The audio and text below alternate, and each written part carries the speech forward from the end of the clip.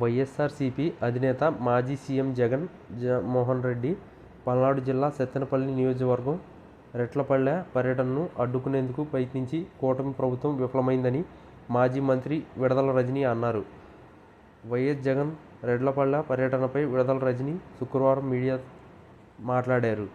పల్నాడు జిల్లా చిలకలూరిపేట క్యాంప్ కార్యాలయంలో మీడియాతో మాట్లాడుతూ రోజురోజుకు వైఎస్ఆర్సీపీ అధినేత మాజీ సీఎం వైఎస్ జగన్మోహన్ రెడ్డికి పెరుగుతున్న ఆదరణ, కూటమి పాలనపై ప్రజల్లో వ్యక్తమవుతున్న ఆగ్రహాలను చూసి భయంతో రాజకీయంగా ఆయన ఉనికినే లేకుండా చేయాలని చూస్తుందని ఆగ్రహం వ్యక్తం చేశారు.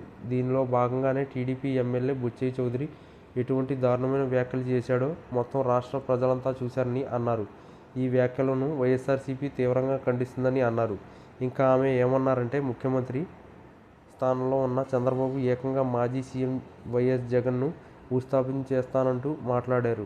ఆయన పార్టీలోకి మరో నేత బుచ్చయ్య చౌదరి విచక్షణ మరిచి వైఎస్ జగన్కు హాని కలిగిస్తాననే రీతిలో దారుణమైన వ్యాఖ్యలు చేశారు. ఇవన్నీ చూస్తుంటే టీడీపీ తెర వెనుక ఏదో కుట్ర చేస్తుందనే అనుమానాలు కలుగుతున్నాయి. పల్నాడు జిల్లాలో వైఎస్ జగన్ పర్యటనను కూటమి ప్రభుత్వం అడ్డుకునేందుకు ఎంత ప్రయత్నించినా ప్రజలు మాత్రం ఆయన్ను హక్కున చేర్చుకున్నారు.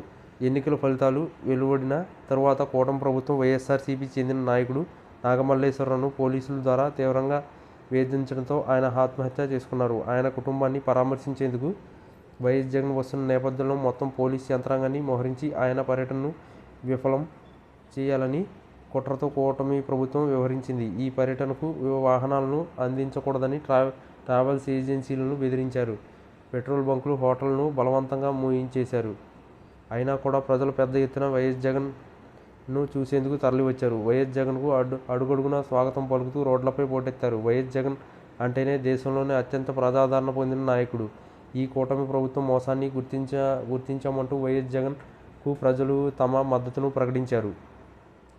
వైఎస్ జగన్ పర్యటనలో దురదృష్టవశాత్తు ఇరువురు చనిపోతే దాన్ని కూడా వివాదాస్పదం మార్చేందుకు కూటమి ప్రభుత్వం శతవిధాలుగా ప్రయత్నించింది. వైఎస్ జగన్ కాన్వాయి వాహనం తగిలి సింగయ్య అనే వ్యక్తి చనిపోయారంటూ ఒక తప్పుడు ప్రచారం చేశారు. అలాగే సత్తెనపల్లిలో ఒక యువకుడు సొమ్మసిల్లి పడిపోయాడు. అతడిని ఆసుపత్రికి తరలించేసరికి అతడు చనిపోయాడు. ఈ సంఘటన గురించి తెలియగానే వైఎస్ఆర్సీపీ నేతలు మరియు కుటుంబ సభ్యులను పరామర్శించడం, ఆ కుటుంబాలకు ఆర్థిక సహాయాన్ని అందజేయడం కూడా జరిగింది. ఆ కుటుంబాల పట్ల మా బాధ్యతను ఎక్కడా మర్చిపోలేదు. చివరికి వారి అంత్యక్రియలకు కూడా పార్టీ నేతలు ఎంతో బాధతో పాల్గొని ఆ కుటుంబాలను ఓదార్చడం జరిగింది. చంద్రబాబు గతంలో సీఎంగా ఉండి గోదావరి పుష్కరాలకు సందర్భంగా తన ప్రచారయంతో 29 మందిని బలి తీసుకున్నాడు.